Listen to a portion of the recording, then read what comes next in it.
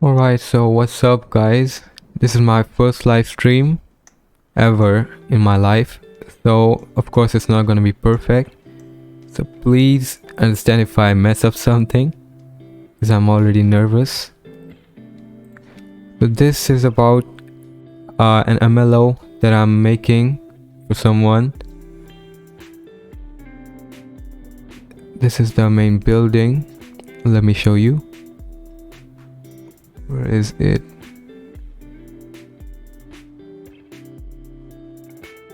I don't see. Yeah, right here. This is the main building. It's located near the Foot Locker I made, and I'm working on making a Chick-fil-A at this place, and also Roscoes Chicken and Waffles House. I've been working on this for I guess 1 week and a half now. I haven't done much because I was busy with some other work, but I have some time now, so let's get with doing this. Am I even streaming this? I hope everything's right.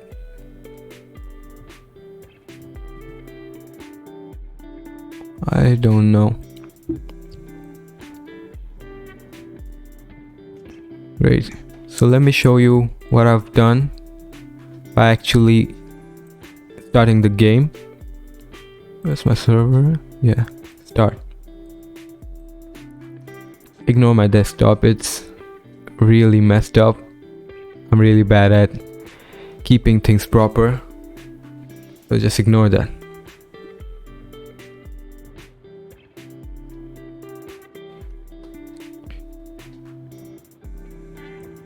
Hello Chevy Witten. Chewy. Oh, it's Chewy. Yeah, I'm live. This is my first ever live stream. I don't know how I'm doing. Can you hear me?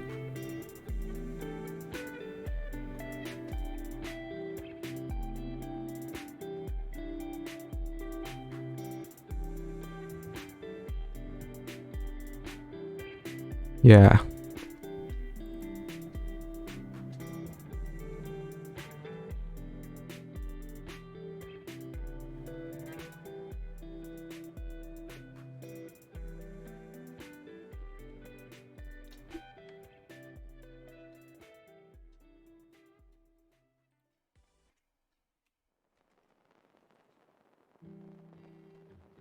Let me start up the game and show you what I have done. It's mostly about to get over. I just have to put some tables and some contents inside the kitchen and the drive-bys. I mean drive-through.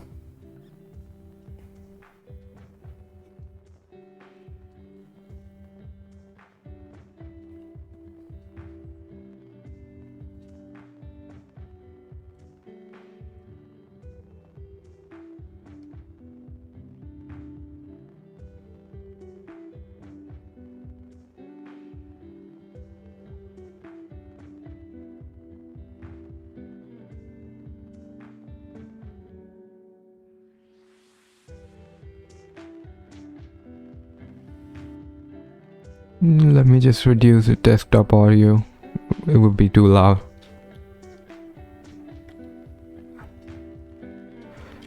Good, it's raining.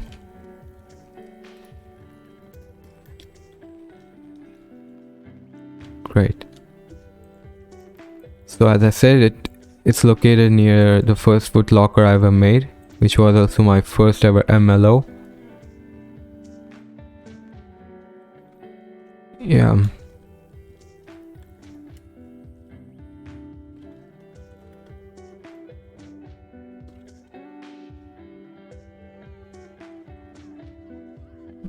Oh, look at that.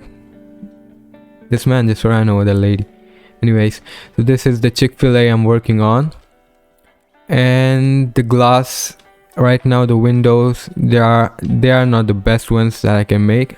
I have to probably remake them. It's just looking like water, and the textures are messed up over here, so I have to retexture these bars. So let me show you how it looks at inside. This is the restaurant. I have to do some more additions to make it look a bit more lively, like you know, the menu. I have to put the menu over here like it's at actual restaurants like McDonald's and anything, those sliding animation TVs that showcase what the restaurant has to offer. And actually you are not supposed to go like that because it's a restaurant, but I'm just showing you. And here are some soda machines, soda dispensers, and this is right now I've just placed it for testing purposes. Thanks, Chewy. And this is a kitchen.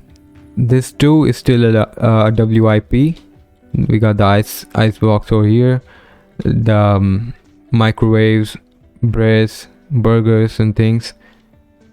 And here is a stockpile of all the ingredients needed that I have to do too.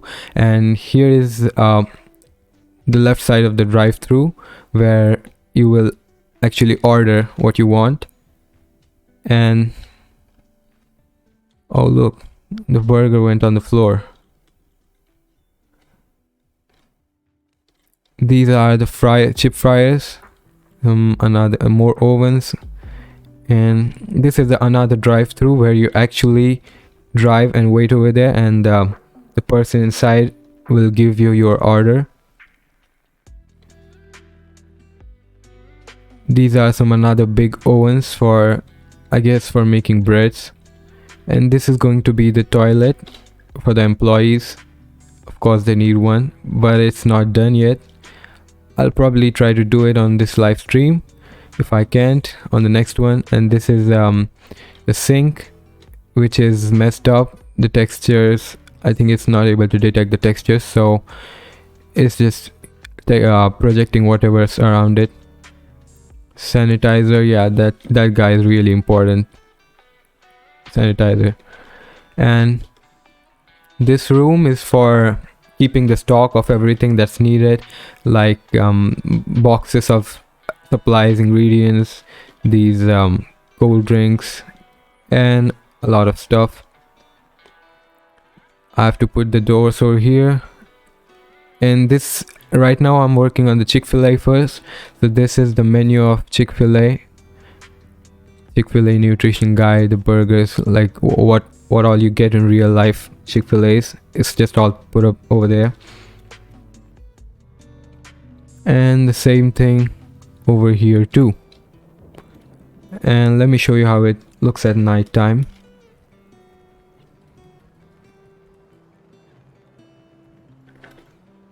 Yeah, the symbols are emissive, so you can see it from far away too, and that gives a great look. And from inside it's pretty much the same thing at night, just the exterior is changed. Okay, so that was the MLO. Let's start with the development now.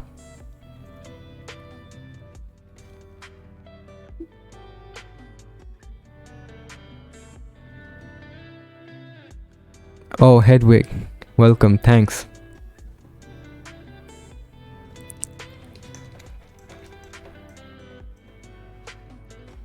Yeah, so I need to make some tables to be put up in the both the drive-throughs where you give the order and where you receive the order.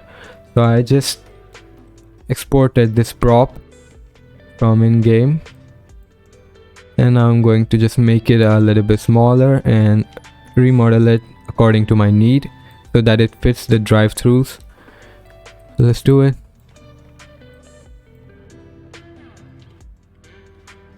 So this is the shell of the interior that I just showed you inside the game.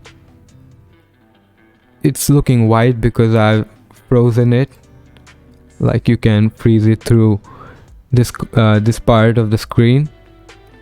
And why did I freeze it? Because when you actually export things from here through GIMPs, it will just show everything that's actually inside the scene. currently. And if you've got a lot of things like I do, because that's pretty much a lot of things, is you just have to untick all of them, which eats up a lot of time. So the simple option to not do that is just freeze all of them. Oh, Hedwig, cheers. I thought you knew about that. So I just freeze them so that I don't have to deal with unticking every single thing every time. And another thing, if you didn't know, right now my shell is like a bit tilted at angle at some position. So it's going to be hard for me to position it with this kind of pivot. So in case you didn't know that, you can actually change your pivot from here, from view going to local, and there you go, you get a kind of straight pivot. What's up? How do I pronounce your name? Mishawa Kanomiria, I guess. Yeah, that's been a big question for me every time. Apparently I didn't ask you that.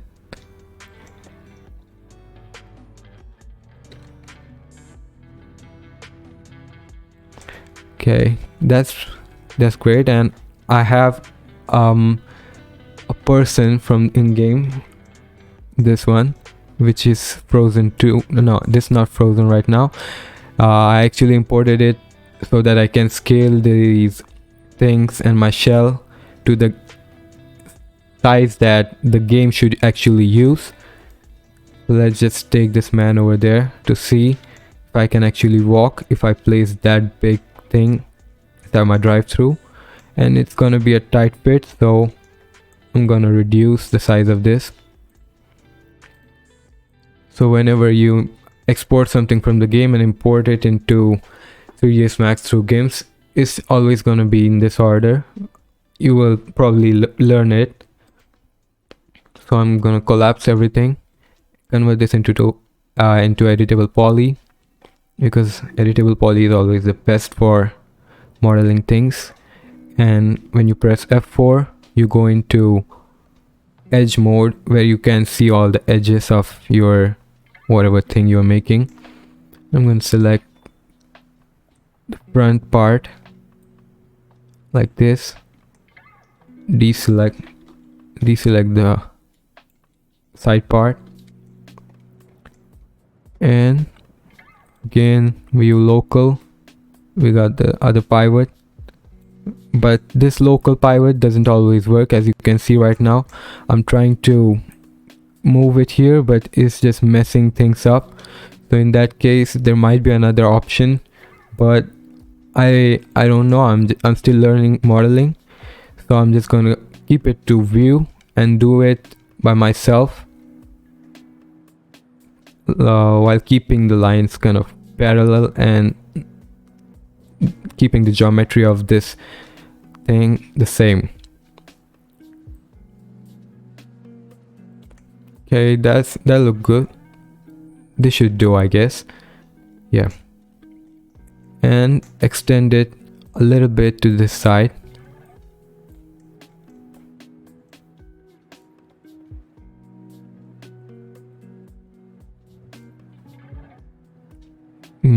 Right.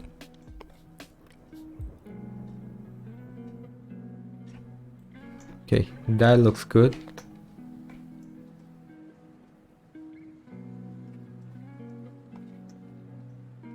Yeah.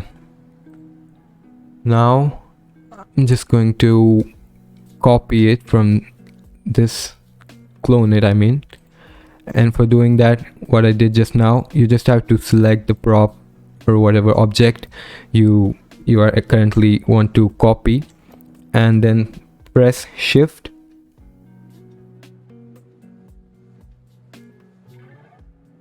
A better option is to align the exterior with your grid and then just rotating it back once exporting, less trouble.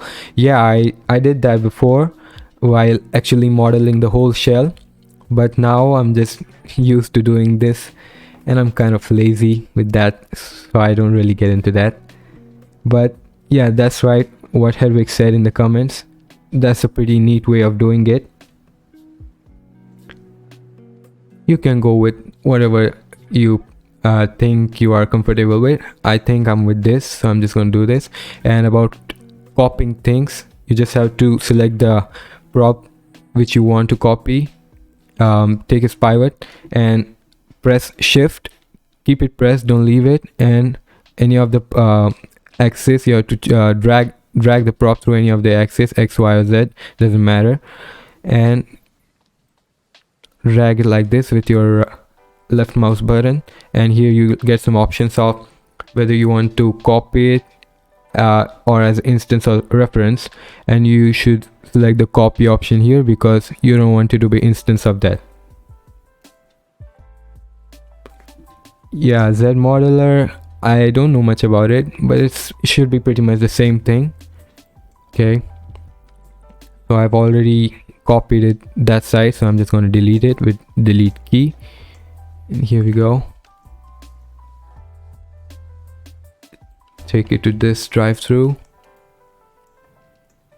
Now rotate it.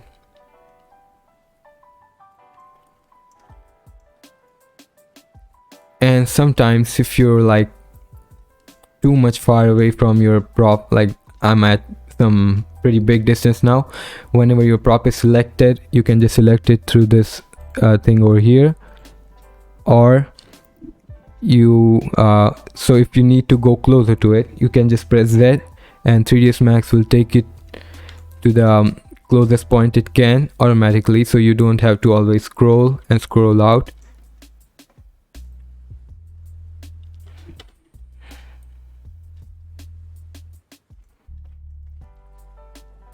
I'll be repeating these tips in case you didn't know, so every time some new viewer joins in, they can actually know what I'm talking about.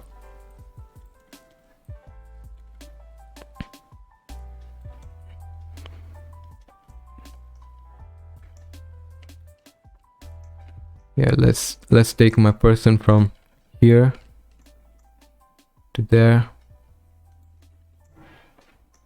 Again, I was far away from it, so I pressed Z to get closer to the person. I scrolled with my mouse middle wheel, and this is going to be a tight fit, so again I'm going to reduce the size of this thing. This hallway is narrower than this one, so let's do it.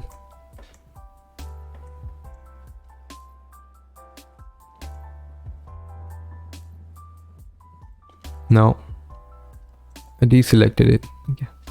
Yeah, select it again, deselect the other part, and if you want to know how I'm like rotating my camera around these objects, for that you just have to select whatever object you want, or the different modes you got over here, like vertex mode, edge mode, and the polygon element. You just have to select any of that and press alt key on your keyboard, and just press the middle mouse wheel and drag your mouse, so it will automatically rotate the camera around your prop or whatever you're doing. Hey Vulvets. Hello Peppo. Oh no, sorry, hi Pyro. Yeah, that was fun actually, right? Imagine being called Peppo. Yes, this should work. Still some it still leaves some less space in the front for the people to walk, but that shouldn't be a big problem, because making the table any more smaller will just make it look funny. So I'm just going to keep it like that. And always save your thing. God knows what can happen at any time. Your PC might crash or something can happen, so it's just better to save it as you make some progress. And at my place, the government is pretty dumb. They just cut off the electricity at any time of the day. No, they don't even like text us that we're going to cut the power today at your area, so be prepared and shit. They just do it. So it's better to save your thing as you progress.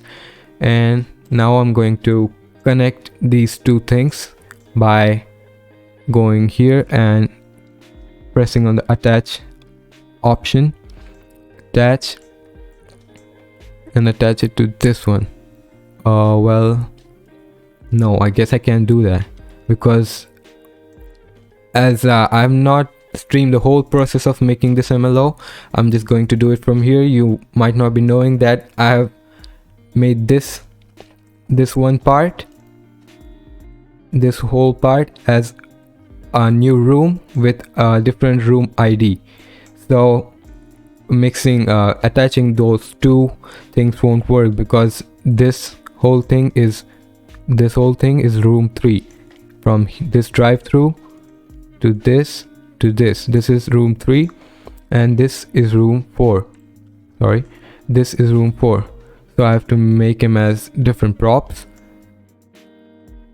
Let me tell you something about rooms. This is room 1, the main restaurant where people will eat, and this is the serving area. This is room 2, this much part. This is room 2, this is room 3, and this drive-through where you actually receive your orders is room 4. This is room 5, the storage room, and the toilet is room number 6. I've also got the toilet props here, which I extracted earlier and make them fit inside my toilet. So I just have to export them and place them through CodeWalker. Okay, so I'm going to go back to view mode, because whenever you are in local mode you can actually easily place your props inside your interior shell. But as you can see here, it just, the coordinates are, I don't know why it shows like that, but it just shows 0 0 0 for all the 3 axes. So you have to go back to view mode for that, and it will return to the normal thing. And now again convert it to editable mesh, because every time before you export you want it to be in editable mesh, never in editable poly or other things. I'm gonna rename it to, let me show you, like here. So this is the RPF where I have stored all my MLO files, like the shell and the props, some custom props that I've made, the YTYP, all the metas, YMaps, and like I have added a prefix in front of every one of them, like pyro chick fry 2, pyro chick fry 1, pyro chick burger shelf. So the same thing I'm going to do here. I'm going to rename it to pyro chick shelf, no, not shelf, table, and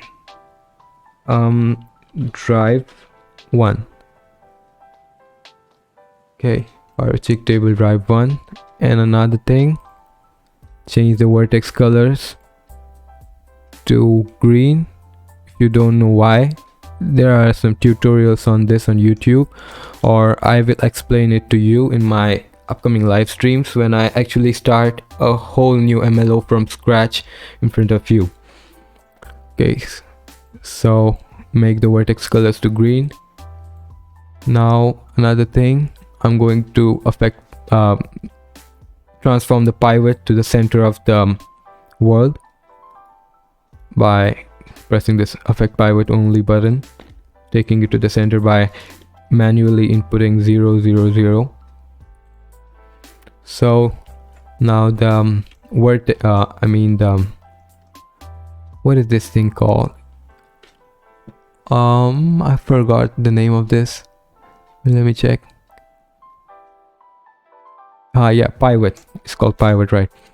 The pivot of your object or whatever prop you're working on is now changed from the previous position to the center of the world, and it's very easy to place it inside your MLO when the pivot is at the common point for everything, for all of your props, so you don't have to always manually place it using CodeWalker, which is a very hectic job, and CodeWalker can do it right at all.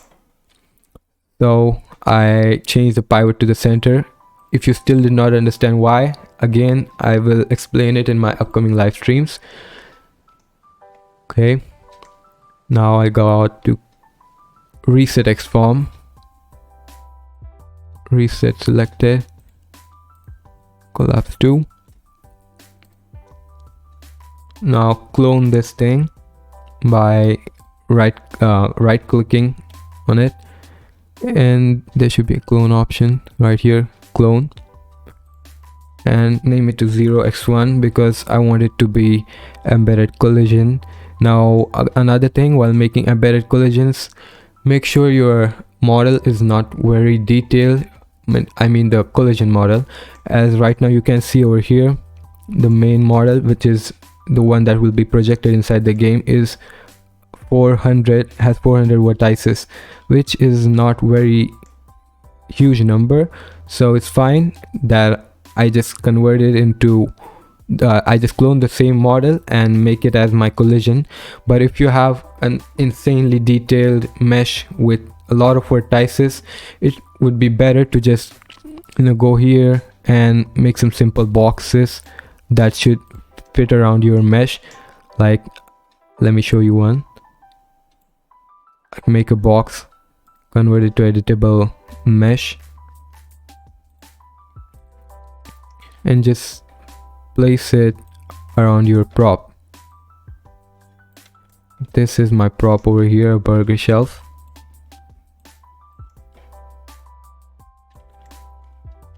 Just place it like this around your prop so that it kind of covers your whole thing. Don't leave any areas out or your player will glitch through the textures of the prop. Do something like this and you should be good, because you can see right here, let me show you this box. It's very simple, it just has 8 vertices, so it will be better for optimization and get better FPS inside your MLO. Let me just delete it right now. Okay, I've already named it to 0x1. Hi, drive. Let me delete the old things. Alright, the 0x1 is going to be my embedded collision. So I have this script over here, GTA 5 map scripts. I think I got it from 5mods.net, I guess.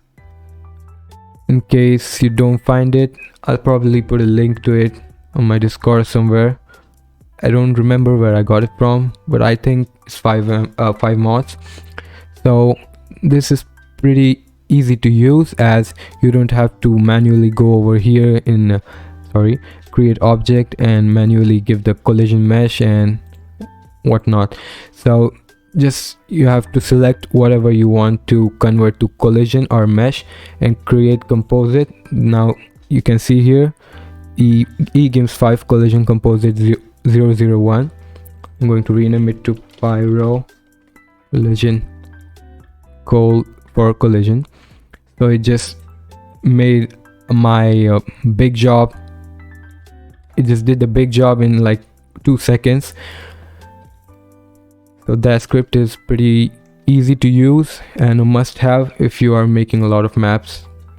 And now select the main mesh, that is 0x1, give it some flags. This should always be set to 0.002. If you don't know why, again, there are some tutorials on YouTube, or I will explain it in my next live streams when I actually make a MLO straight from scratch. And these are the flags: collision flags, map animal, cover, dynamic, vehicle, weapon, object. These also are the same. You can select another ones too, depending on what you are making, but these are kind of like universally used flags and they just work with most of the things.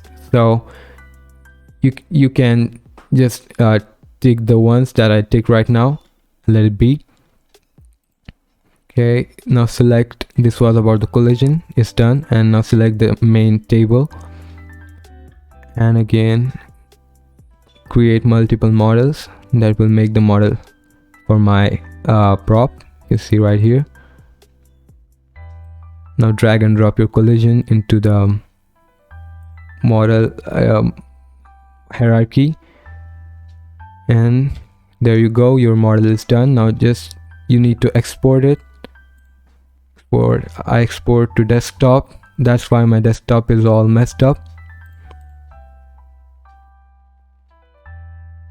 Yeah, and the material on this, it was already embedded by Rockstar, so I don't need to do anything to that. It will automatically remain embedded even if I export it into GIMPs, into 3ds Max, or again import it somewhere else.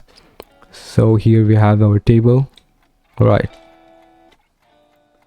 so that's good. The textures are already inside.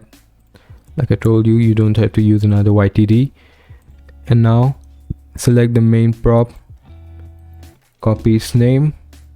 We need to make a YTYP for that so that the game knows where to load the model from. Another thing, I have a script for YTYP and YMap. I don't use this for YMap, but it's very handy for creating YTYPs. So this is also a must have, very easy to use. Flags 32, which is for static entities. Texture dictionary, the textures are embedded, so I don't need to put anything over here. You can just leave it blank.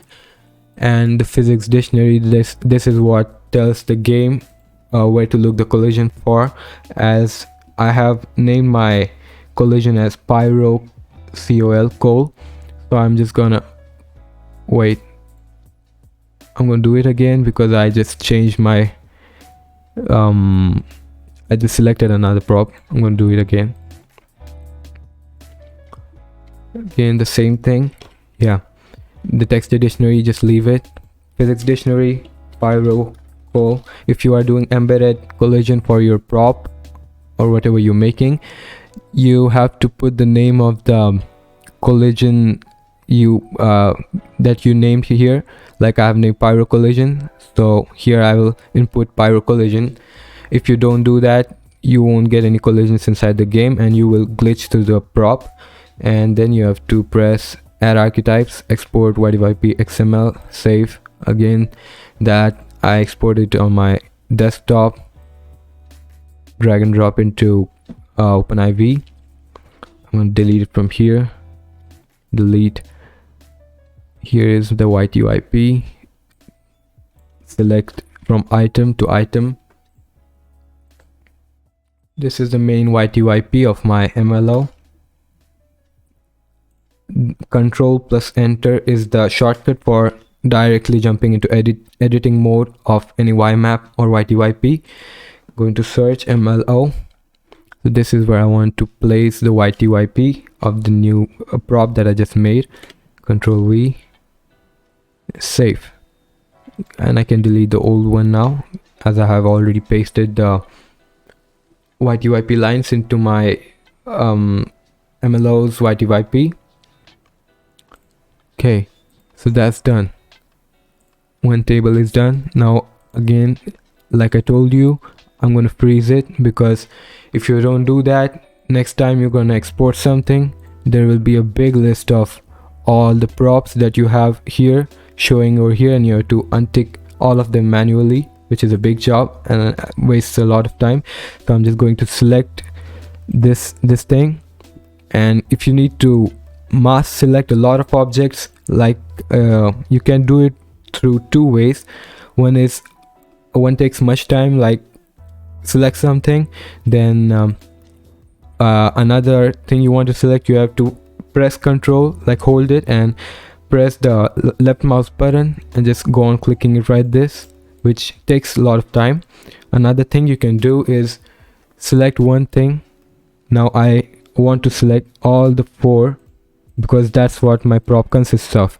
I need to select all these 4 things. I could just select it like this, or another simple way is to just uh, select the first thing inside that hierarchy, and then directly jump on the last one, which is 0x1. Keep your shift button on the keyboard pressed and left mouse button, which will automatically select all the things between those 2 things that you tell the 3ds Max to select. So there we go, and freeze. You can see it just turned into white. That means it got freezed. You can see I unfreeze it, it's back. I freeze it, it's gone. And right now I have set it to visible so I can see it. If you click on this bulb icon over here, it will be just invisible, like you won't be able to see it. But I like to keep it on visible so I can actually place the other props around it without having wrong placements. So that's done. Now another table. Well, where is it? Damn, where did my table go?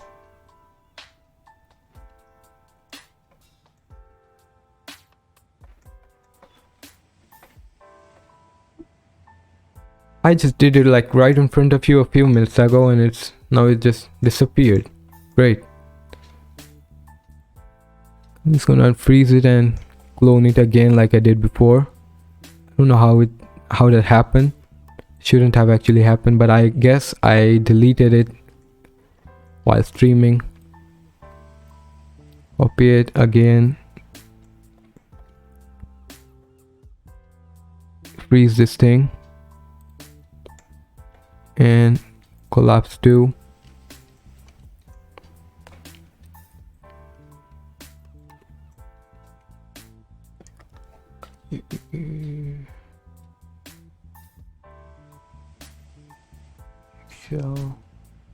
Okay, I'm gonna have to do that thing which I did before again.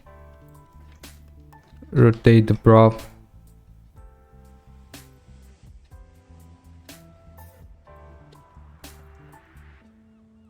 Place it close to the wall.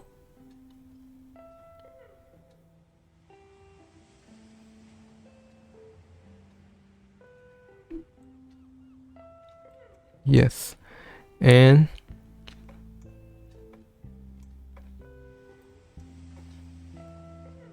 change the size of the prop so that there's some space to walk. There we go. Take it a little bit inside. Okay, that's good. Save. Now go into vertex mode. The vertex color is already set to green, so we're good. Again, you gotta transform this pivot to the center of the world. 0, 0, 0.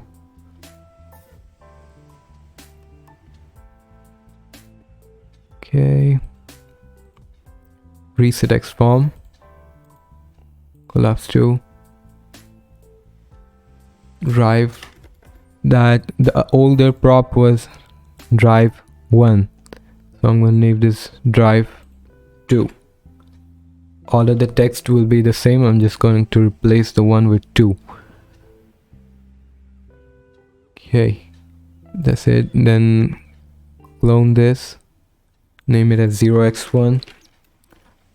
Again, if you don't know why I am naming my embedded collisions as 0x1, there are tutorials on it on YouTube, or wait for my next live streams until I explain it. The 0x1, I'm going to convert it into collision. Again, name it 5 row goal. This is for model. Drag and drop this into the model hierarchy. flags.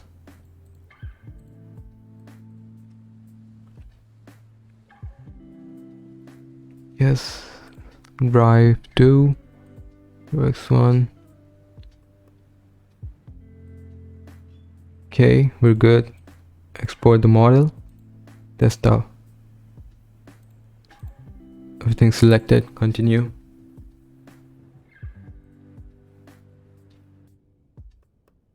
Let me also generate the white UIP right now. Select the name. White UIP. Control V. Flags 32. Physics dictionary. 5-row. Collision. Export white UIP. Save. Okay. Drag and drop both of them. Let's check the model. Yes, the model is good.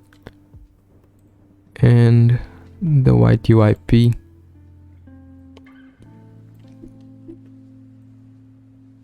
Control Enter, shortcut. MLO. Control V, save, delete. Okay, there we go. That's done.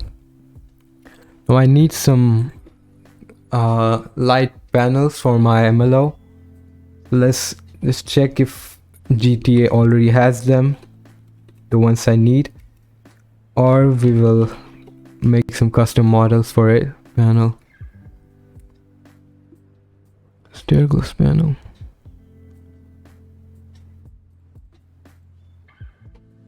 No. Light panel. No. Back panel's light panel. Not this either. Never mind, we'll just make it. Again, let me freeze this thing. Hold shift, left click, select everything. Click on this kind of snowflake thing. Freeze everything. There we go. And now I'm going to make small light panels. Cylinder. Or I guess I do have one already, which I made for my Cool Kicks store. I can just extract it and use it over here. Let me check. Cool Kicks. Already Cool Kicks.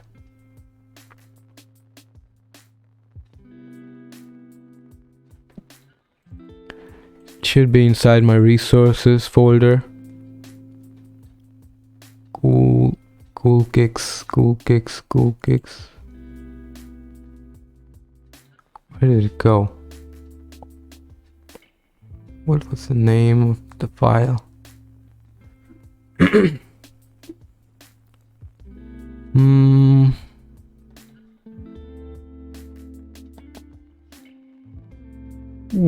Wait a second, let me think. I made it for Freezy. I don't seem to find it.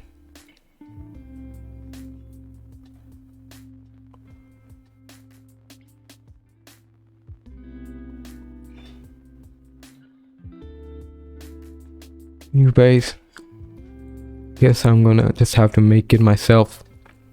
Go to cylinder.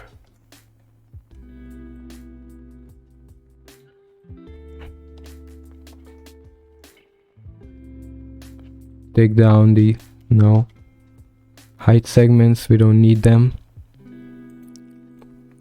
Convert this to editable poly. I'm just going to delete this part on the top of this main thing that we want over here. Then swift loop. No, swift loop ain't gonna work here. So I'm just gonna select the edge of this, extrude it up. How I did it, let me tell you some shortcuts for 3ds Max. Control plus Z or Z if you're American.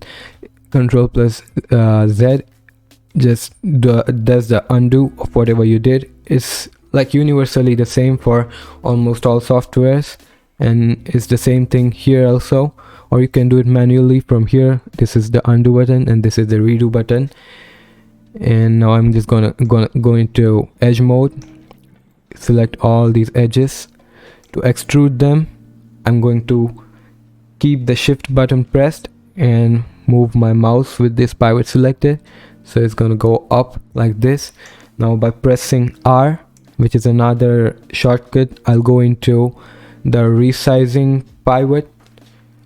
Again, press shift and keep your cursor at the middle of this thing and drag it. If you drag inside, it's just going to pack up itself like this, but we want it to be outside.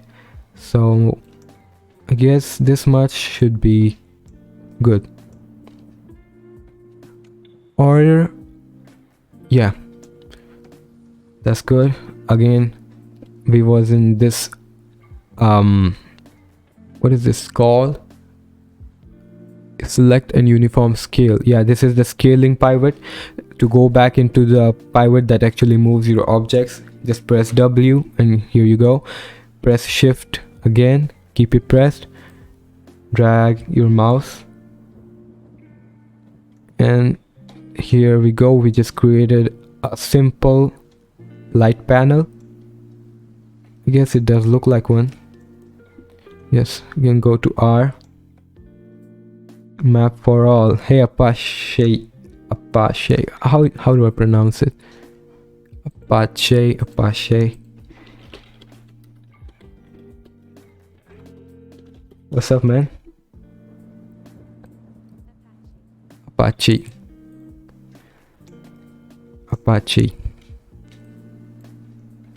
Okay, let's bring it close enough that you cannot see the hole again.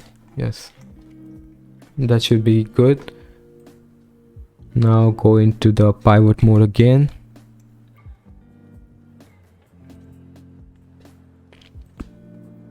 Okay, now it's time to texture this prop. So let me first give it some vertex colors.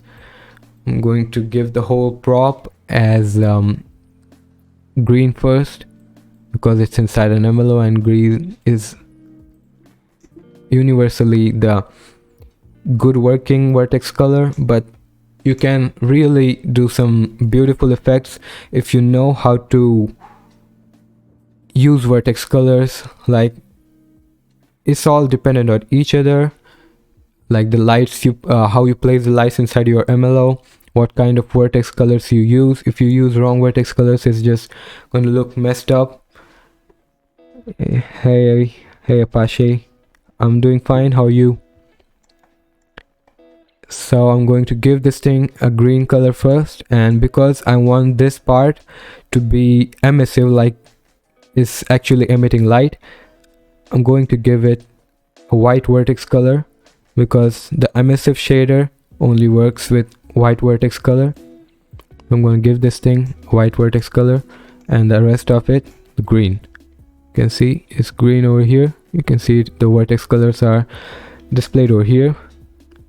It's green, it's white, again it's green. So now it's time to give it some textures. So this is your material editor. You open it just by clicking on this. You can see it here. It says material editor when you hover your arrow above it. And these are some of the materials that I have already loaded into my material editor. And every time you save something, these materials will be saved inside the scene. And you can, whenever you load the project back again, you can just you just get all of the things, all of the textures that you loaded in your last session again back into this. So I'm just going to export some textures that I already have. I'm working on a Chick-fil-A and a Roscoes Chicken and Waffles MLO. These are some of the textures I have. I need a white color texture. You can go to option and reduce the size of the material balls. Yeah, now you can, but I'm used to using that, and again I'm lazy, so I don't really mess up with the settings. I just use how it comes with 3ds Max. So I have my white. There's 2 textures over here that I can use. One is plain white, too bright, and another is kind of dull shade in white, which I'm going to use. So this is for the part that will be emitting light, and for the upper body of the light, I guess I'm going to give dark gray. That should work. So just select it again, keep your alt button pressed, and right click on this. Left click on this. So this will deselect what you just selected, and we want to give this gray texture to this one. So there we go. This has the gray texture and this one has a white texture. So now you have to open GIMP's material editor so that you can actually give it some shaders to make it look nice. So this is the gray material. I'm just going to name it gray, or you can keep it like that only. It's your choice. Light. Convert it to GT5 material. Yes. I'm going to leave it to default settings. Yes. Now I want this to be emissive. Just make it emissive, strong. I guess just emissive should do fine. Embed the texture inside it, so I don't have to use another white TD file. Increase the slider. The slider defines how much emissive your prop, or that part of the prop that that texture you're assigned to, will be inside the game. So this should work fine for the light. If you take it all the way to this part, is going to be too bright. I don't know, I have never tested how much bright, but I think it will be really bright and it won't look good. So that's enough. Did I embed it? Diffuse texture embed. Yeah, embed. Now I'm not going to place it inside the MLO right here itself. I'm just going to make this as a single prop, and then I'm going to load it into CodeWalker and place it at wherever I want to. So right now it's pretty big considered for the size of our MLO. So let's scale it to the GTA world size.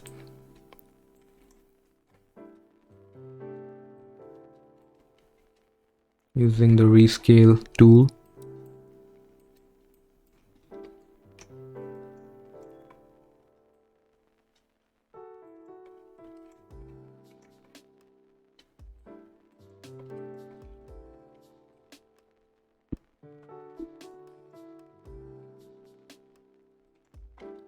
And that should be enough. Always remember, you never should rescale your props with CodeWalker. That sometimes might work, sometimes might not, but that is not the way you do it. You just import your model into 3ds Max, scale it to the size you want to, and again re-import it into OpenIV. So this size is enough for me. That should do. So I'm just going to take it to the center of the world, 0, 0, 0. Now press Z, so it will automatically take me to the prop. Quick pivot, center to object.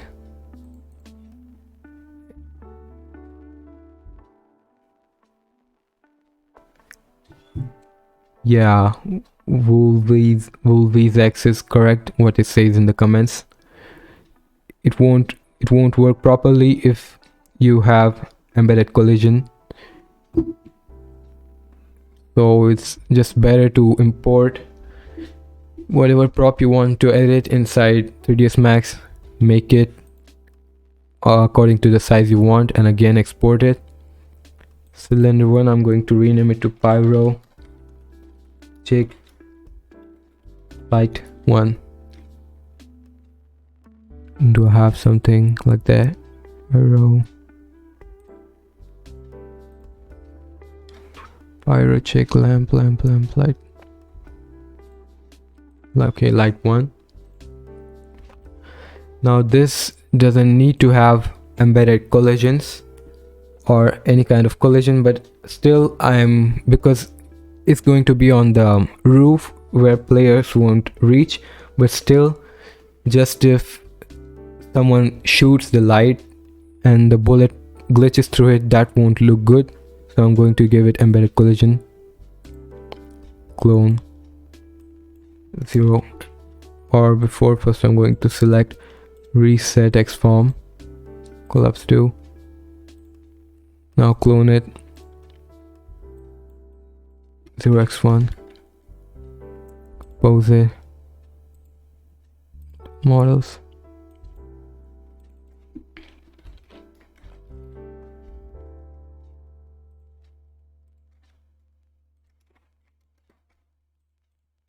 same flags.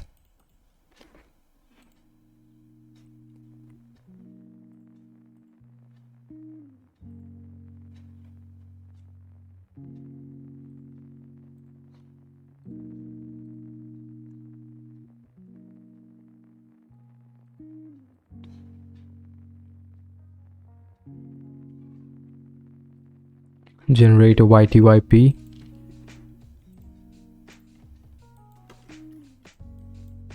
Leave this blank because the textures are embedded. Physics dictionary, Pyro, collision, air archetypes, export YTYP XML, save. Dark gray. Yes. Now drag and drop it into OpenIV.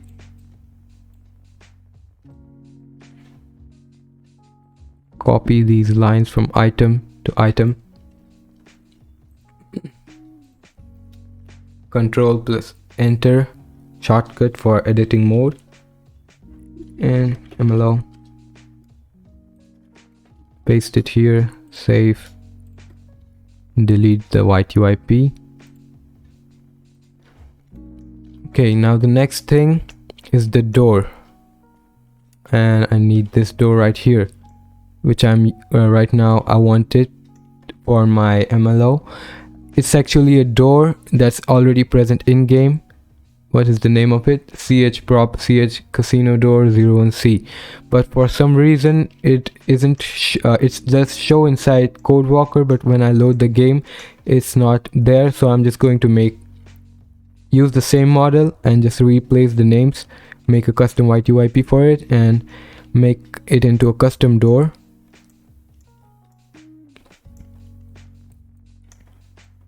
So let me end the isolation and isolate. Wait, CH prop. Yeah, there we have the doors. Copy the name as this is. I have kept the names as it is when I exported it from the game. So just go into OpenIV, search M, take out this high because whenever, what is this? Take out this high because whenever you import something into 3ds Max, the mesh of the model will have a suffix called high. You have to take it out, search it. Here we go, the door. Go to file. It doesn't have embedded textures, and it uses switch YTD casino keypads, utility doors 01ATXT. I guess I've already extracted it somewhere on my computer. Let me check.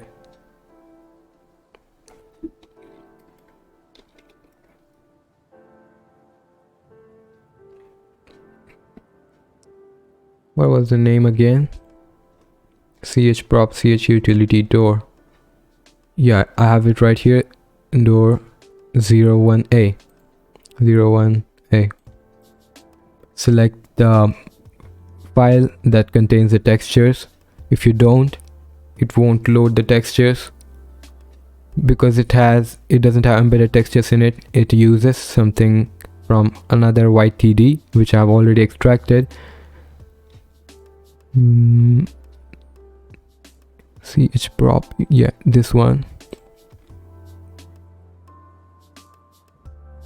Again, we have it over here.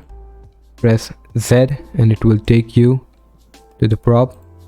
The light prop, I'm going to freeze it again because I don't need it now. Freeze, and I'll probably move it away from the pivot. Now I'm going to isolate this thing so I can clean up some space. There's a lot of mess here. Shift, select, isolate selection, or you can also do it by pressing on this isolate selection toggle button over here. Just press it, it will be back to normal. Press it again and it will isolate the thing. There will be nothing right now because I've isolated this, and it will only show the things that you selected. Okay, so I have made the frames of the door according to the size of this door itself. So I just gotta rename it to something like guess Pyro Chik door 1.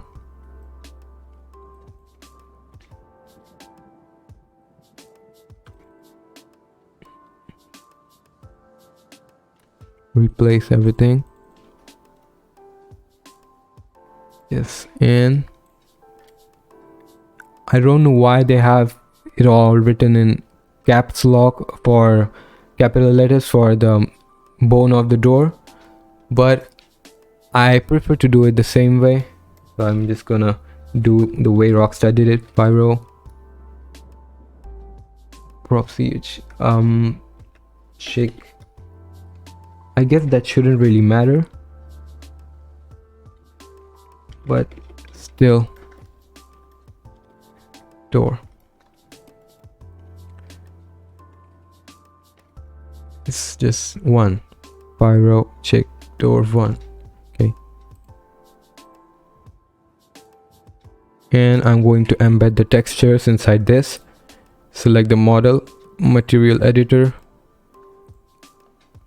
bump texture, embed, diffuse embed, specular embed. If you don't know what these textures do, diffuse texture is the one that actually is what the game will project on your models inside when the game loads the props at the place you define. And bump textures are normal maps that are kind of like, let me show you one. Yes, here, textures, view. Yeah, this is a road texture. This is what you call as diffuse texture. This is a bump texture, which is also known as normal, and this is what actually gives a kind of 3D feel to your textures. If you just use the normal texture, like only diffuse texture is going to just project the plain texture, and it won't have any roughness, or it won't really look that good.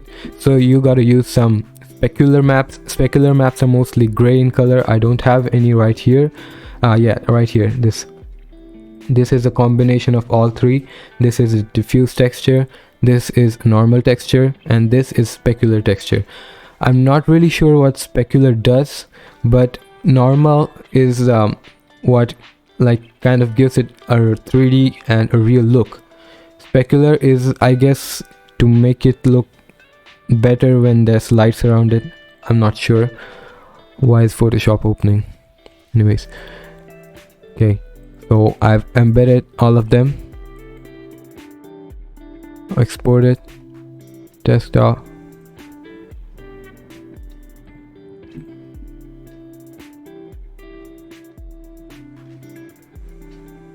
Now we need to make a YTYP for the door. Now for doors we have a different flag,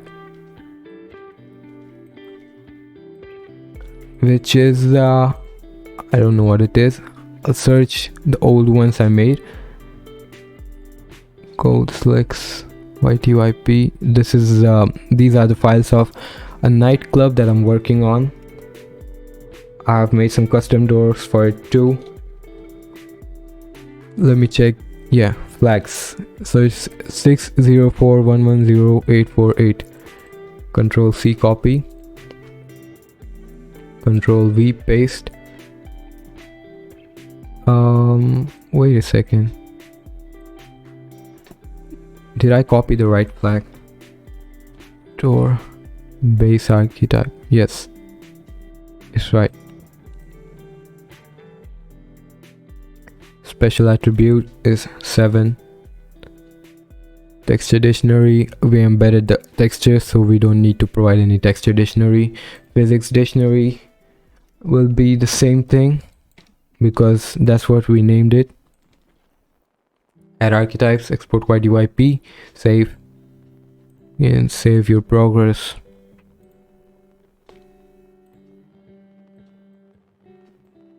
Drag and drop, delete, copy, Control plus enter, shortcut, MLO. Here we go.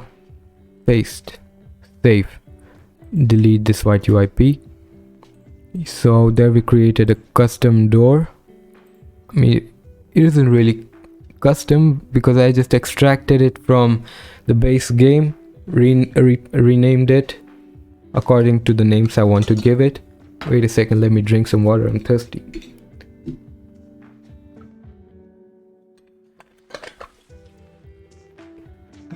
I just renamed it to the name I want to give it because for some reason it wasn't showing inside the game.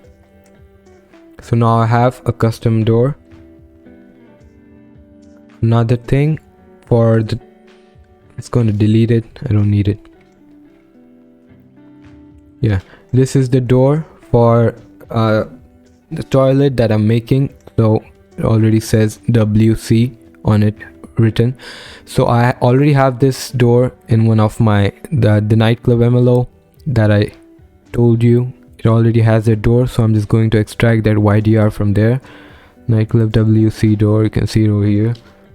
WC washroom or something, I don't know what WC stands for. Okay, YTYP. If with F, when you press F2 it selects the name, so Control C to copy it, search, Control V, copies YTYP, go into the RPF of the MLO that I'm working on right now, drag and drop the YDR inside. So we have the door over here right now and the YTYP. Sorry, I need to go into edit mode, search MLO, just paste this YTYP over here, and now we have the door from one of my other MLOs into this one. Okay, now let's load Code Walker.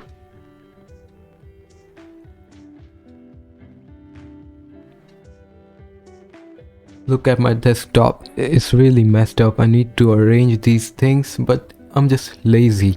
I don't feel like doing anything.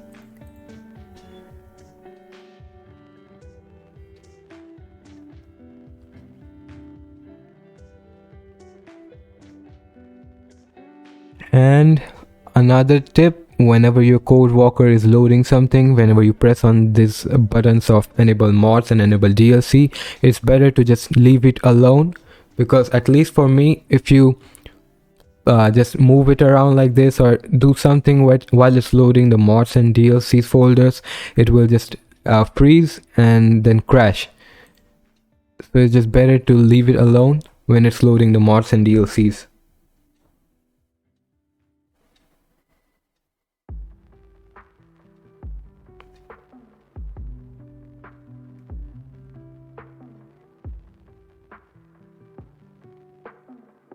Okay, now load the DLCs.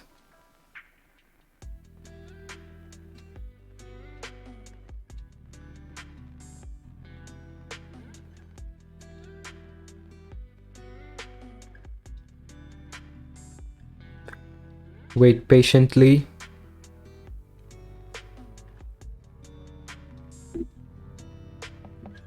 It's fine if you open other applications, whatever's open in your background, but don't like move it around the code walker window or try to minimize it or maximize it. Okay, so now it has loaded all the DLCs. Go to selection, mouse select, enable it, then open the YMap file of the MLO. I've already had it on my desktop, so I'm just going to load it. There we go. Pyro Chik MLO open. Go to. I'm going to disable the rendering of the exterior, and there we have our MLO.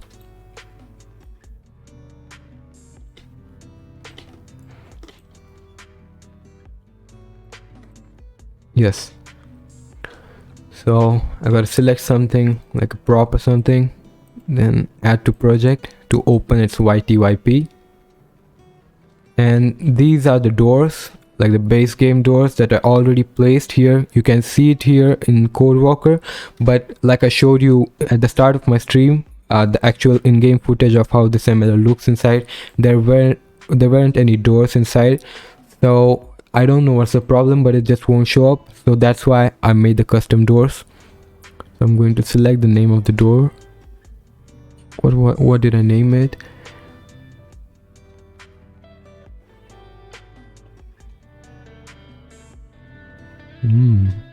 I forgot the name. Anyways, let me just search it. What the hell? Did I not export it?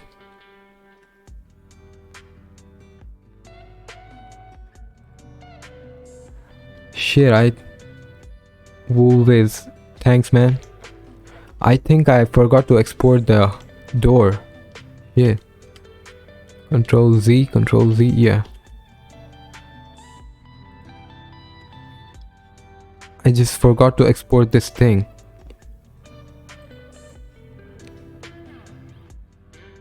Oh, no. Export desktop.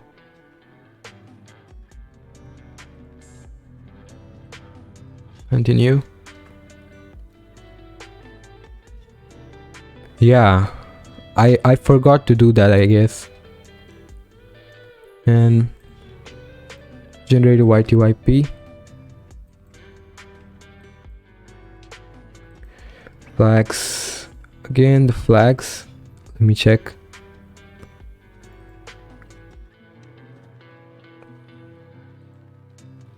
Door.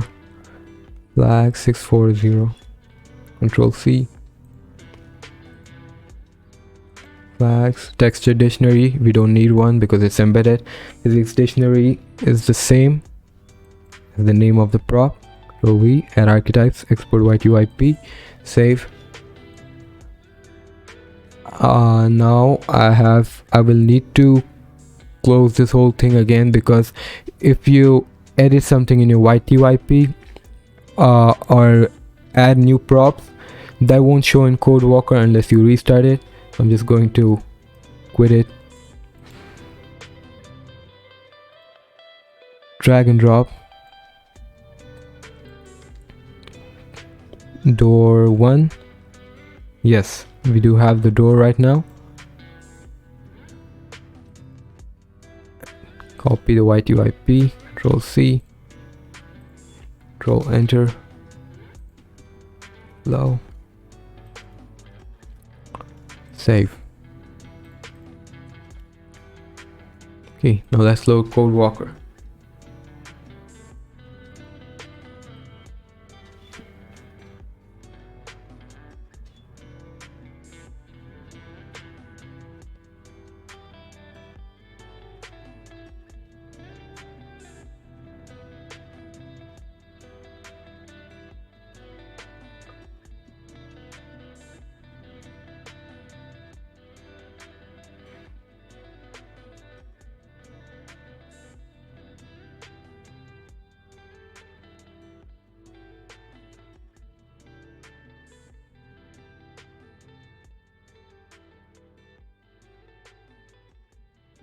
And if you are new to my streams, haven't joined my Discord yet, it's on the main page of my channel. You can join it from there.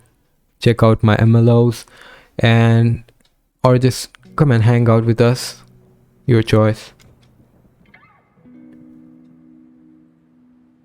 Selection, mouse select, move, open YMap file, Chik MLO, open.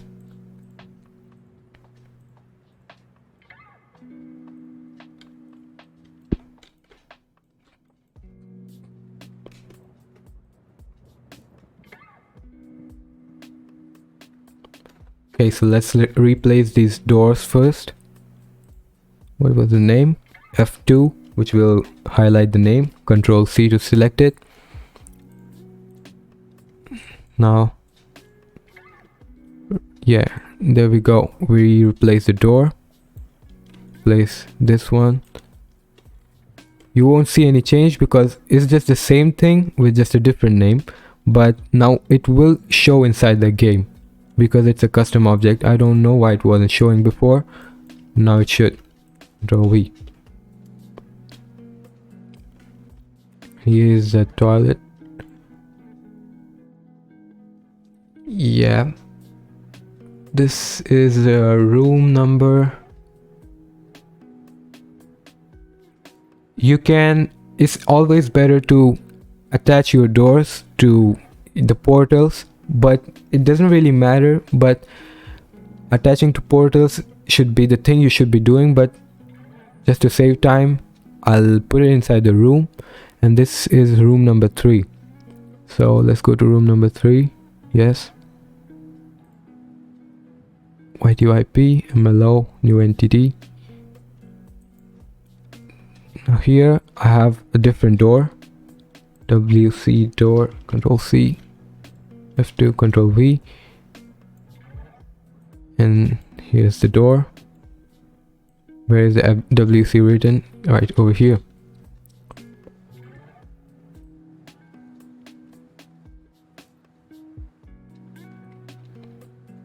So now you gotta manually place this door, and also the flags need to be changed so that it can open.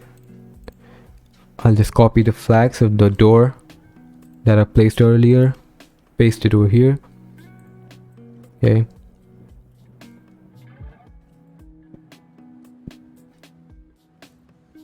And another thing, if you are finding it really hard to rotate objects and place them according to the orientation you want to, it's because the rotation snapping option, which is set by default to 5 degrees, that is on. You need to put that to off, and now you can rotate the prop very easily without snapping it to some particular angle.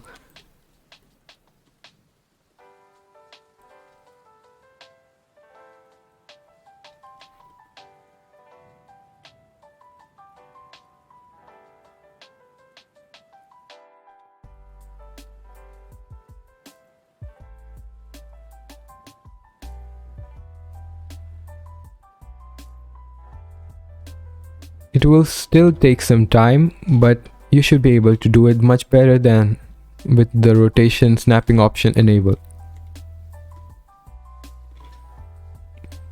Still some gap.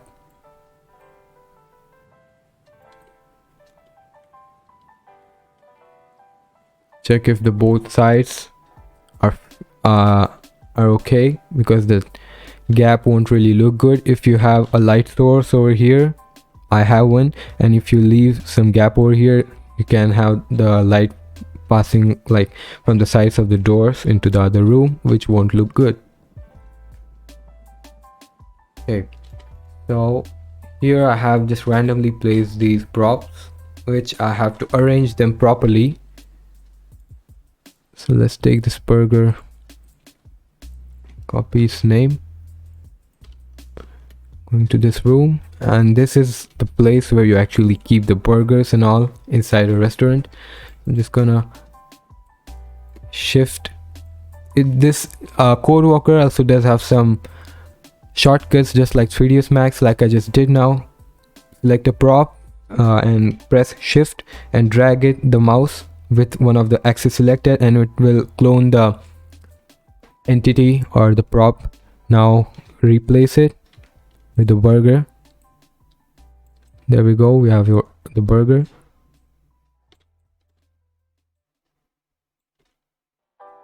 Align it in a kind of tilted way because the surface is tilted, so you don't want it like perpendicular to that and floating around. So you have to tilt it, and these boxes are the extents of the prop.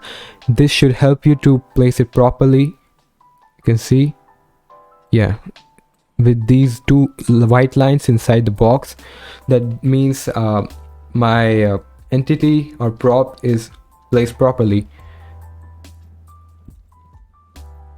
So that was one burger. Now let's take this packed burger, Control C, copy the name, clone it, Control V. We need some variety outside because it's not just one thing that a restaurant sells. Let's take this long bread, Control C,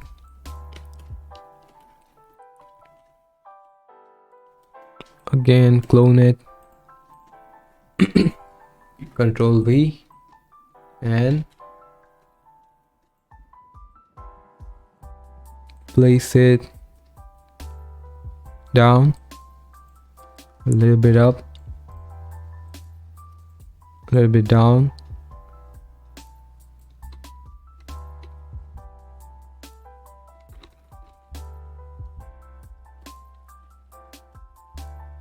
Clone it again.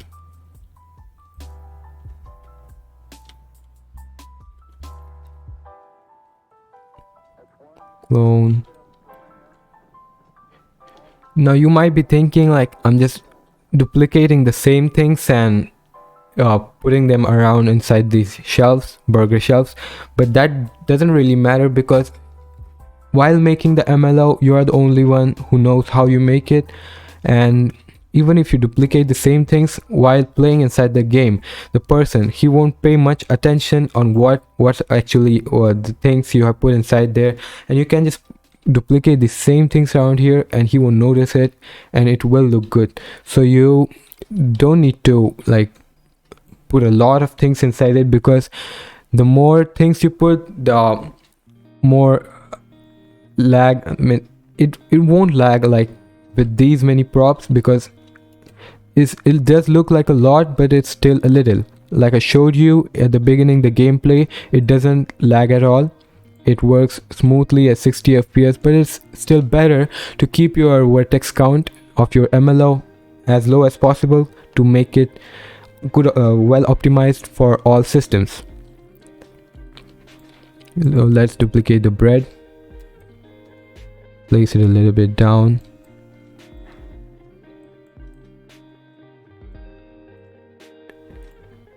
This is room 1, this is room 2. That's why I'm placing these props under room 2 in Code Walker.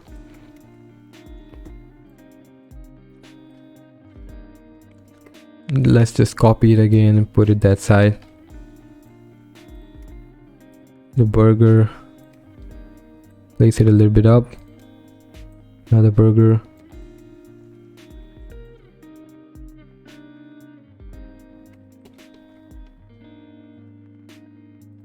Bread, and it should be okay if you keep some of these shelves empty, because you have already filled all of them with some food stuff over here. So it will be fine if you just keep it empty over here. You don't need to fill it all. Now we need to put some, what is it called? I'm not sure. I guess it's just till, TILL. I mean the things, the machines on the counter where you get the bill and all. I don't know what it's called, but I'm pretty sure it's called something till. Yeah, something like this. Exactly. Let's see what other things we have. Yeah, this looks good, but it looks more like something that would be inside a grocery shop.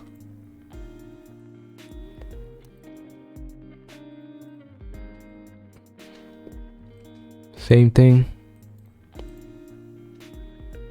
No.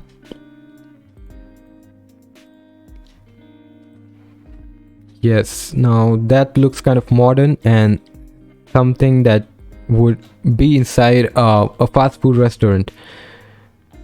I'll just copy the name, but still I'll keep on searching for some more.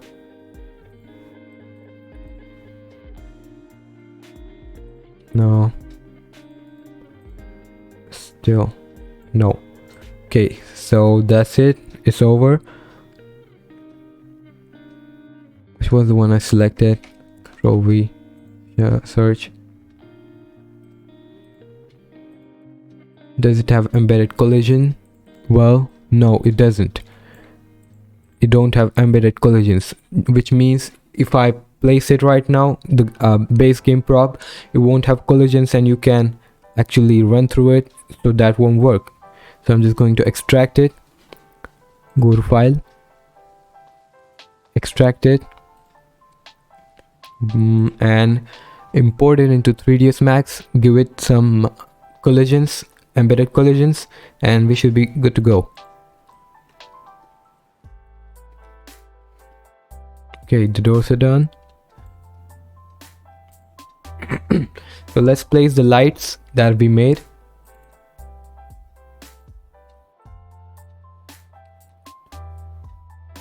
Chik light.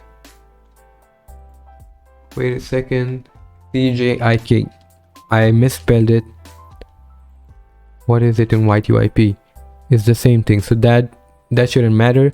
But if your prop is named something and inside the YTYP if it's named something else, the code walker won't load it properly. Means you won't be able to see it at all. So you need to make sure that inside the YTYP and even inside the game is the same thing. Okay. Control V. Yes, there we have the light. I want to put these lights over here.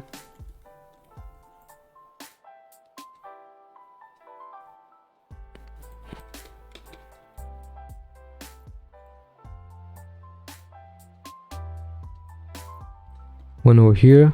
Now all I gotta do is just duplicate it like I did before. Keep on duplicating it. Maintain the same distance between all of them.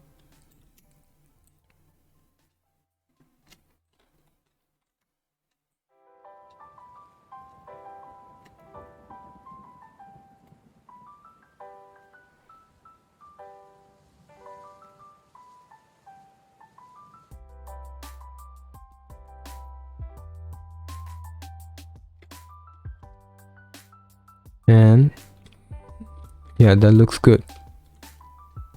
Let's move it this a little bit to that side. Yes, and that does look good.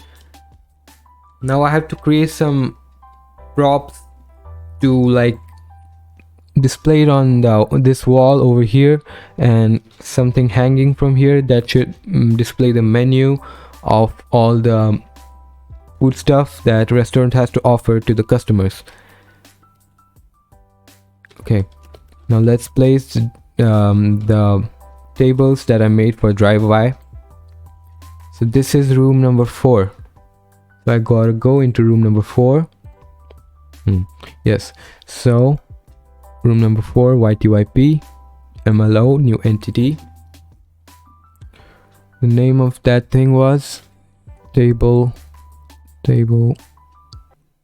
Yes, table 1. No, not this. Yeah, drive 1. F2, copy the name. Control V, paste it. Now you won't see it here because I had centered the pivot to the center of the world inside 3ds Max. So you have to manually input the coordinates as 0, 0 and 0, and there you go, you got your prop right where you placed it inside 3ds Max.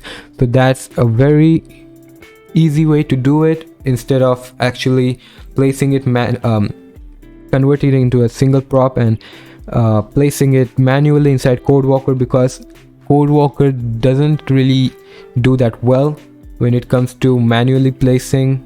So it's just better to center your pivot to the center of the world in 3ds Max, and then you just manually input these position coordinates as 0, 0, 0, and you will have it placed at the position you exactly did in 3ds Max. You can see it right here too. The pivot is here, which was also the center of the world in 3ds Max. And in case you didn't know, 3ds Max and GTA 5, they kind of use the, I don't know what to call it, but it's all like dependent on each other somehow, because whenever you export it, it uses the same coordinates that we get in 3ds Max, that it uses the same coordinates even in the game. I don't know how, maybe they just made it like that, but that's very easy to do it by centering the pivot to the center of the world. Okay, so this is still room 3 because I didn't give this drive through as a different room ID. So let's go on to room 3. Another thing, I want to save this YTYP because they just cut the electricity at any time here and don't want to lose my progress.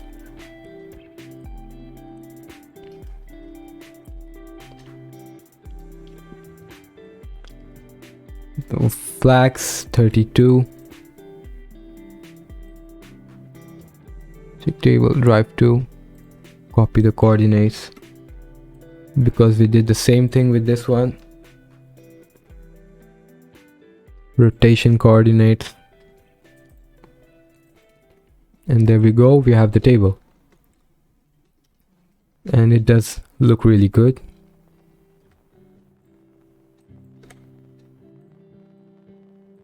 And like I said, CodeWalker does use a lot of shortcuts like 3ds Max. So whenever you have a prop selected, like this one, this is a base game prop, I just put it inside my MLO. When you press Q, it will go to, I don't know what this mode is called, but it just won't move anything. Like you cannot select this pivot, and no matter what you do, it just won't move it. When you go to W, when you press for this thing, I guess you have to do it manually, move W. It will kind of move the pivot to different alignments. When you press E, this will go into rotation mode, and when you press R, this will go into rescaling mode, which I don't recommend using for CodeWalker. So it's basically like the same shortcuts that you use in 3ds Max. Okay, so this is the shelf where you have the ingredients stacked. So let's just populate it. It's looking kind of empty right now.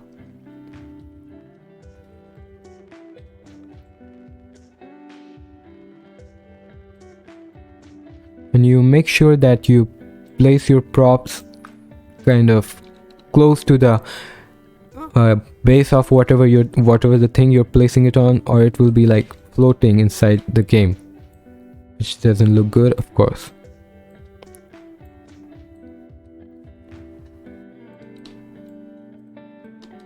The floor, ketchup.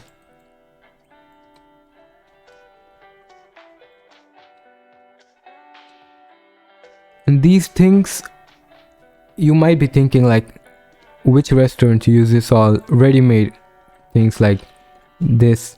What is this? Vegetable soup? What is this? Tuna, E. coli, seafood. But I'm making this as a Chick-fil-A restaurant, and I'm making all these things after looking at the real Chick-fil-A's. Let me show you something.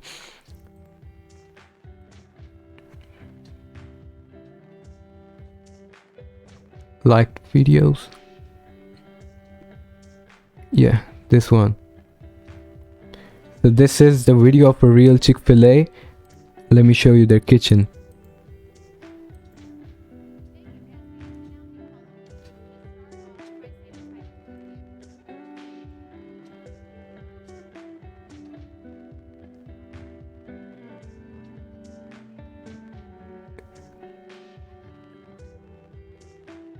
You can see right here they're using Oreo and a lot of ready-made stuff. So I'm just making it like that. They got ovens, which I got 2. Yeah, you can see it. See it just showing right here. There's Del Monte oranges, baked Lay's, Oreo. They do use ready-made products, so that's what I'm doing.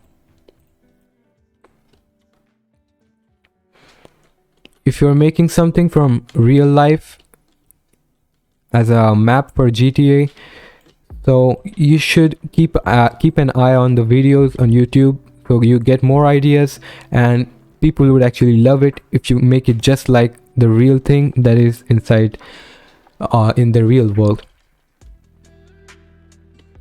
Just going to duplicate it. Again, the same thing that I explained you while placing the burgers in the shelf. You don't need to have a lot of variety over here. You can just go on placing the same thing. Players won't really notice because they're busy playing. These are some minor things that they won't notice unless there's a nerd like us, maybe some another modder in the server who would judge the mods inside the server.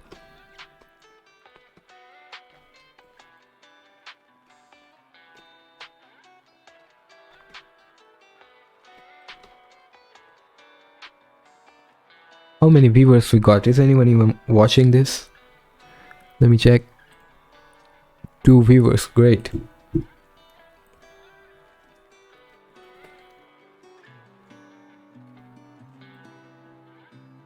Let me get some more food items. Food.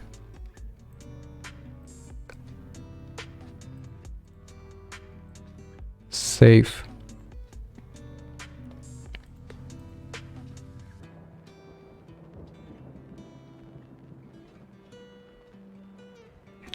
Juice. Let's just take it. Cups. Yeah, we want cups.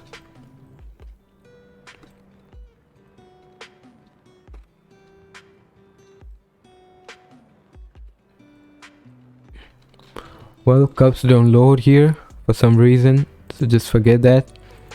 We'll take the juice.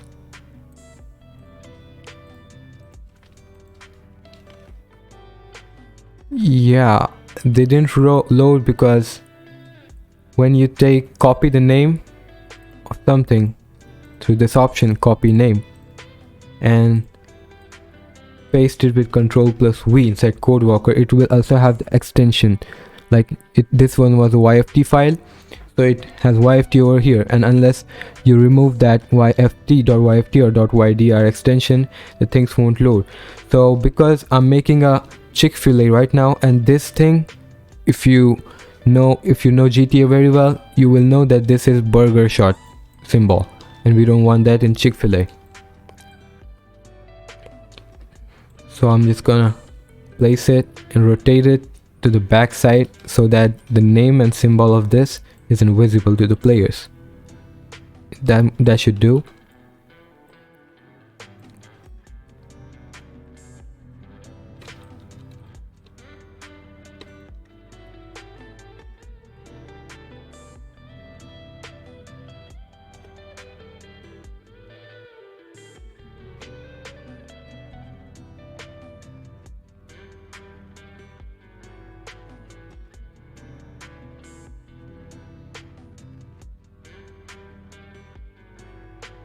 Now again, we'll copy these same things on the upper shelf. with just a little bit different placement.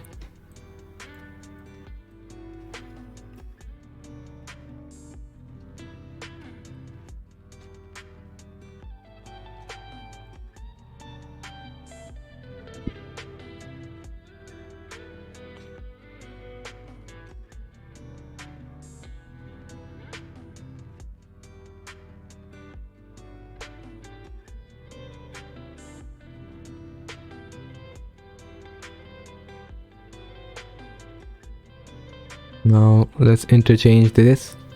Let's put this, take this over here, this over here, this at the end, this in the middle.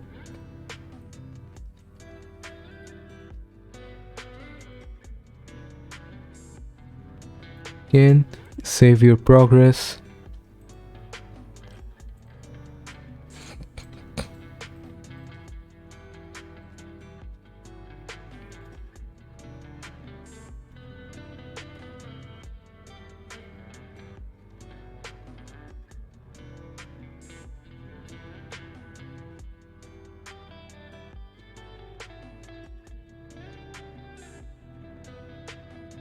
Because this is the top shelf and the players height in GTA will be mostly like maybe a little bit less than this door.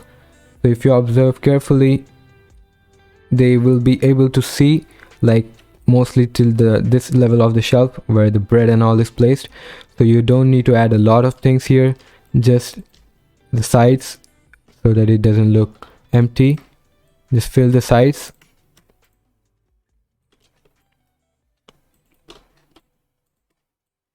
In the middle part, they won't be able to see it anyways, so you can leave it empty. The breads, just duplicate them over here. Now we need some tissues. Yeah, I probably forgot to put this prop over here. That will make it look more versatile. Again, this is Cluck and Bell, and we want it to be Chick-fil-A. Let's see. Well, yeah, we can place it like this. There's some problem with Code Walker. This does happen if I keep my Code Walker open for long. You can see I'm not even pressing this axis and it's still moving as I slide my mouse. I don't know if that's a bug or it happened because I accidentally pressed some shortcut, but now it just won't let me move anything like the way I want it to move. So I'm just gonna close it now and reopen it later after making some more props. Save your progress. Manifest, generate a manifest. It's not needed right now unless you want to boot up the game, but I still prefer doing it. Again, I also like to save it at another place, just to measure in case something happens. Close it. Here we have the YTYP and manifest. Copy them back to your folder. Okay. So as I said, I needed some more custom props. What did I need? Probably forgot. What all did I need? Yeah, I need some kind of displays, not moving, not animated ones, but just something static over here that's kind of like emissive and shows the menu of whatever we got inside the Chick-fil-A. So I do have some props for that already from the base game. Let me freeze this first. That's a lot of mess at the center of the world, so just move it aside.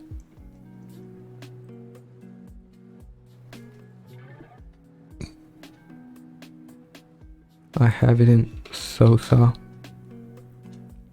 Yes, CJ BS1, BS2, BS3, BS4, BS7, 8.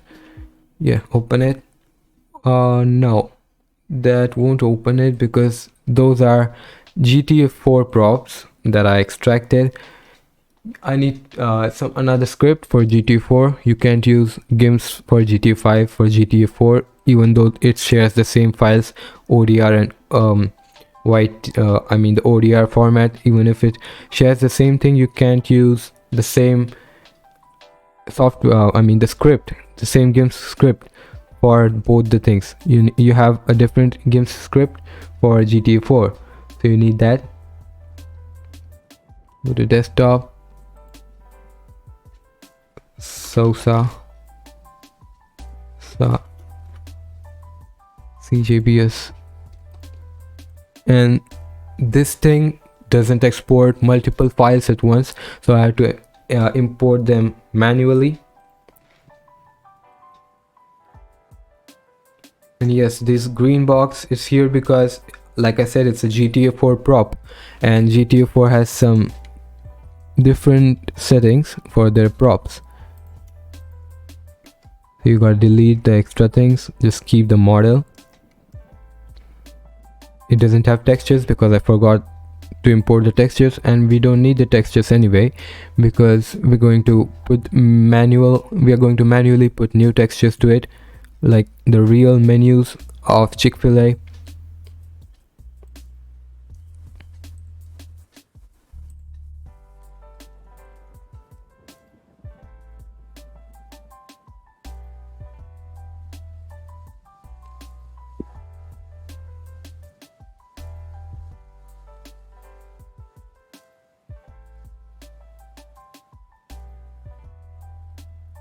Go on deleting it.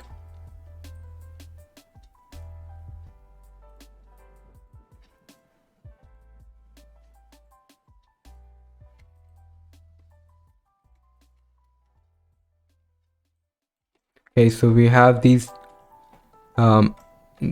things that show the menu of Chick-fil-A over here. Now all we gotta do is give them some textures, some nice textures. So let's do that. Let me take it where my Chick-fil-A shell is.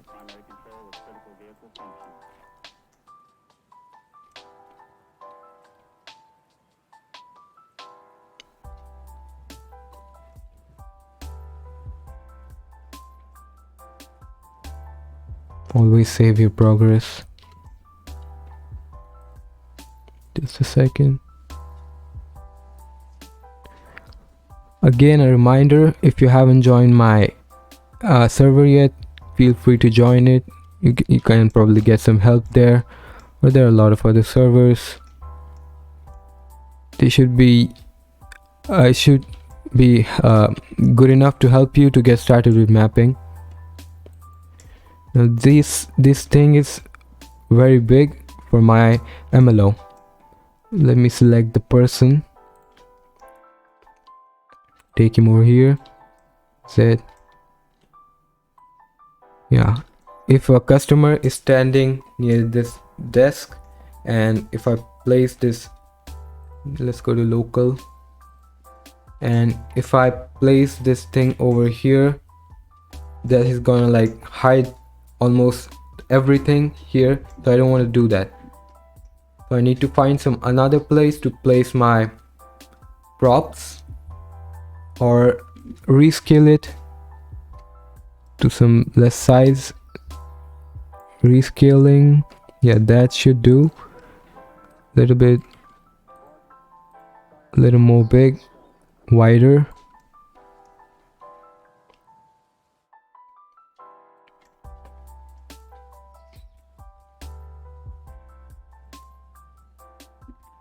Yep. And I'm going to just leave this area over here as it is and place this over here. This looks good.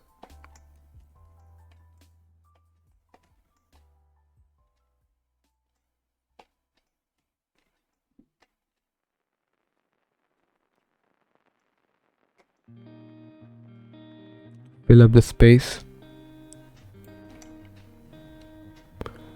Like here, if you notice, it's kind of overlapping my shell, but it doesn't matter. Even if you're if two props, they're like into each other or overlapping each other, it doesn't matter. That won't do anything to your MLO or your game.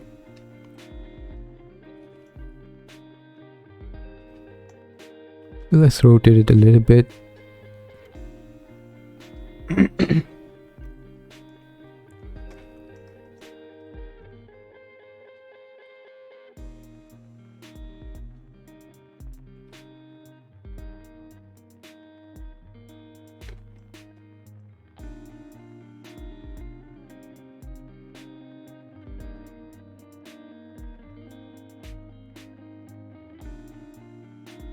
Yep. And I think covering this whole place with these two big screens, that won't really look good, so I'm just gonna delete it and place this in the middle under the Chick-fil-A logo.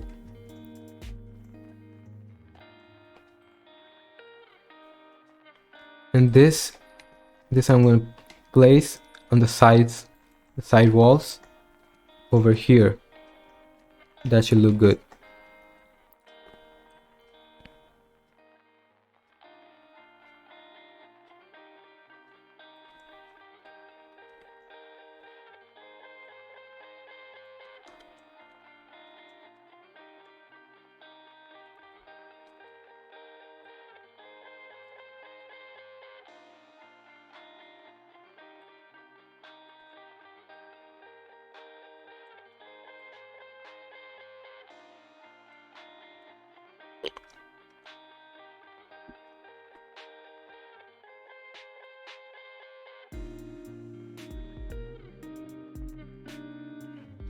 Hi Volvers. We got 3 viewers right now and total streams. Where can I watch it? I don't think I can see it here, but last time I checked it was something around 58 views. That's pretty good considering this is the first time I'm ever streaming on Twitch or anywhere.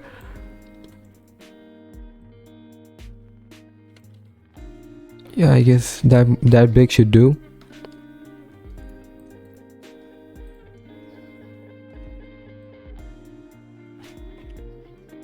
Rotate it the other way.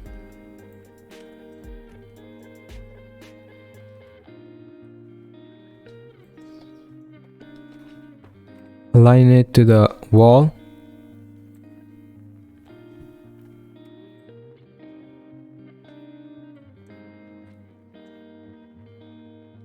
Okay, that looks good. And this is not needed, but I'm just going to keep it there. These 3 should be enough for people to see what the restaurant has to offer. So I'm going to attach this with this. Okay, can attach this with this. So this makes it as a single prop. You see, I'm just moving it and all the 3 things are moving together. But wait, I can't do that because this comes in room 2 and this portion comes in room 1. So there will be some disappearing problems. So I'm going to again select this, detach it from that and keep it as a single prop. Okay, but I'm going to undo it for some reason. I'll tell you why. I'm going to attach it all to another prop. This one, attach it to this. Okay, why did I attach it to this? Because I want to copy the materials from this burger shelf onto those displays.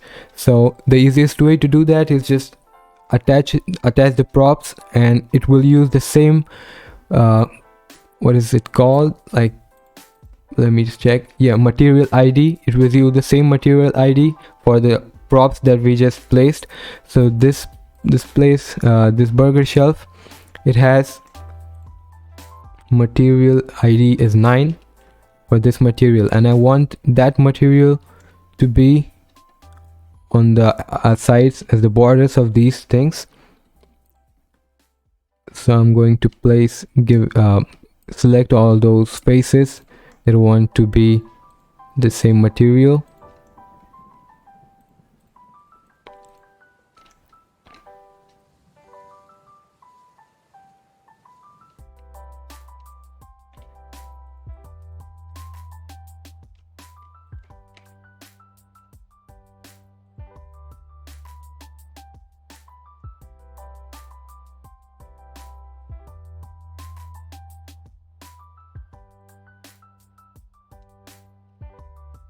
Now I accidentally selected this, but we want there to be another texture which will actually show the menu of the Chick-fil-A.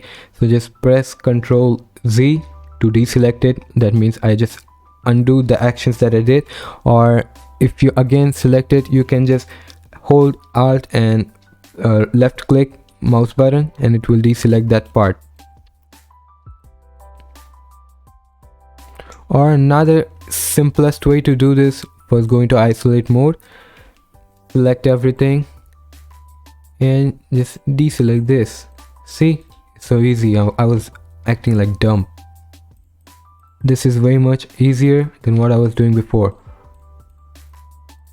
Yeah, so we have the border selected right now and we got to give it the material ID as 9.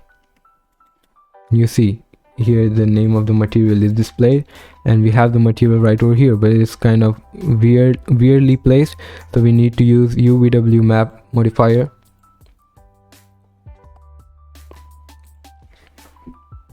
UVW map, and gizmo, when you press F2 it will actually like not shade the selected parts as red. When you press F2 it will not shade the selected parts as red, and this should help you to actually see what the texture is looking like. So go to box and real world map size. That won't work here, so just scale it all the way up. Wait, scaling tool, scale it all the way up so that this should look good on the prop. Yes, press F2 again, collapse 2. Save your work. Okay, how much time I've been streaming now?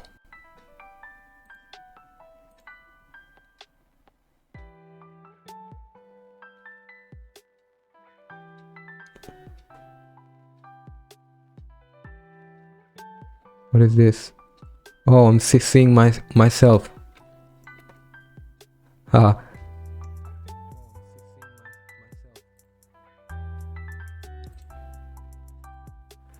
Anyways, I think I have to stop the stream here right now because I had some work and it was pretty much too much for a first stream, considering I've streamed for almost 2 hours now. Got 60 views, 5 followers. That's good.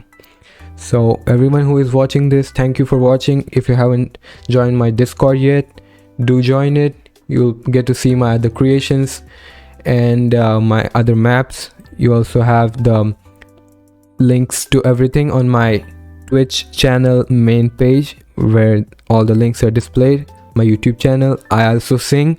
If you want to check it out on my another YouTube channel where I post my covers.